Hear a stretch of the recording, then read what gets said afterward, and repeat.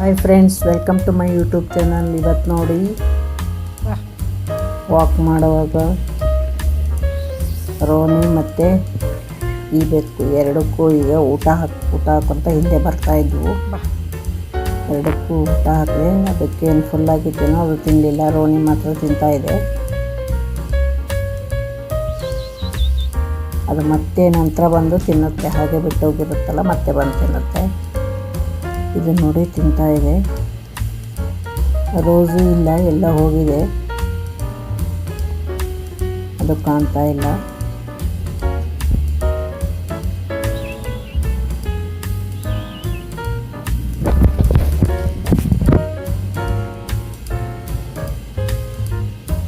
ನೋಡಿ, ಇದು ಹೊಟ್ಟೆ ಫುಲ್ ಆಗಿಬಿಟ್ಟಿದೆ. ಇಲಿ ತಿಂದಿದನೋ ಏನೋ ಗೊತ್ತಿಲ್ಲ.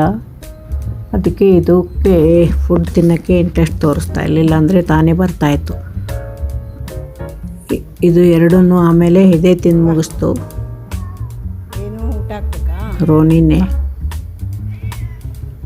ನೋಡಿ, ಇದು ಮತ್ತೆ ಇನ್ನೂ ಬರ್ತಾಯಿದೆ, ಇನ್ನೂ ಬೇಕಂತ. ನೋಡಿ, ಇಲ್ಲಿ ಇದನ್ನು ತಿನ್ನುತ್ತೆ. ಅದು ತಿನ್ನಲಿಲ್ಲಲ್ಲ, ಇದು ತಿಂದು ಮುಗಿಸಿದೆ.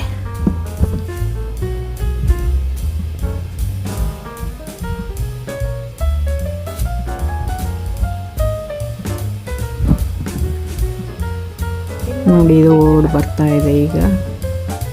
ಇದು ರೋಸಿ. ಇದು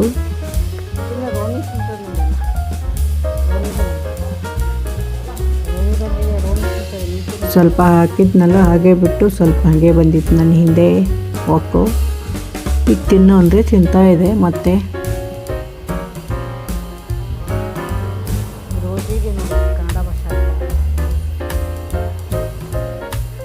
ನಿನ್ನೆ ಮಳೆ ಬರ್ತಾಯಿತ್ತು, ಡ್ರೈ ಫ್ರೂಟ್ ಬೇರೆ ಆಗಿತ್ತು, ಖಾಲಿಯಾಗಿತ್ತು. ಅದಕ್ಕೆ ಬೆಕ್ಕಿಗೆಲ್ಲ ಮೊಸರನ್ನ ಹಾಲು ಕಲಸಿ ಹಾಕಿದ್ದೆ ನಿನ್ನೆ. ಮತ್ತು ನಿನ್ನೆ ನೈಟು 8 ಗಂಟೆ ಸುಮಾರು ಆನ್ಲೈನಲ್ಲಿ ಆರ್ಡ್ರ್ ಮಾಡಿ ಡ್ರೈ ಫುಡ್ಡು ವೆಟ್ ಫುಡ್ಡು ಎರಡೂ ತರಿಸ್ಕೊಂಡೆ.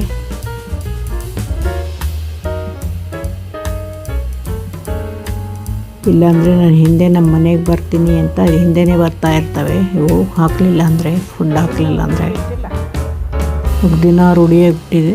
ಕಾಯ್ಕೊಂಡಿರ್ತವೆ ಪಾಪ ನಾನು ಬರ್ತೀನಿ ಅಂತ.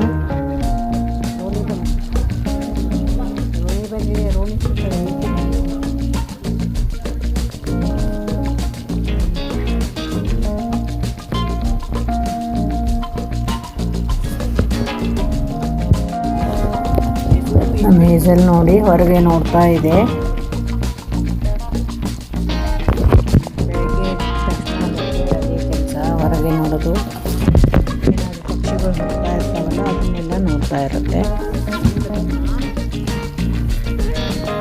ಇಲ್ಲಿ ಕೂತ್ಕೊಂಡ್ಬಿಟ್ರೆ ಮುಗಿಯಿತು, ಟೈಮಿಗೆ ಗೊತ್ತಾಗಲ್ಲ. ಹಾಗೆ ಕೂತ್ಕೊಂಡಿರುತ್ತೆ ಎಷ್ಟೊತ್ತಿನವರೆಗೂ, ಎಲ್ಲ ನೋಡ್ಕೊಂಡು ಹೊರಗಡೆ.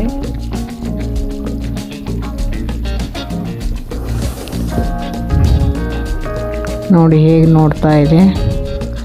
ಅಲ್ಲಿ ಯಾವುದೋ ಪಕ್ಷಿ ಹೋಗ್ತಾ ಇದೆ, ಅಷ್ಟು ಗಮನವಿಟ್ಟು ನೋಡ್ತಾ ಇದೆ ಇದು.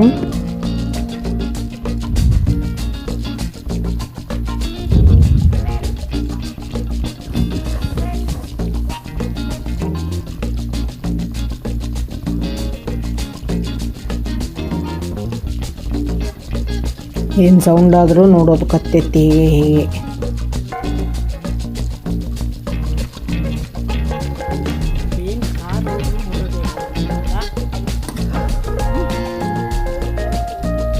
ನಾನು ಕರೆದ ತಕ್ಷಣ ಊಟ ಹಾಕ್ತೀನಿ ಅಂದರೆ ಬರುತ್ತೆ ಅದು.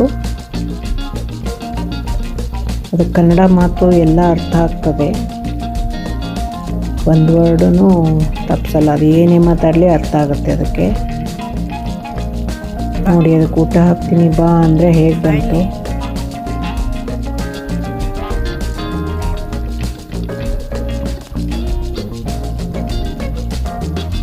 Thank you so much.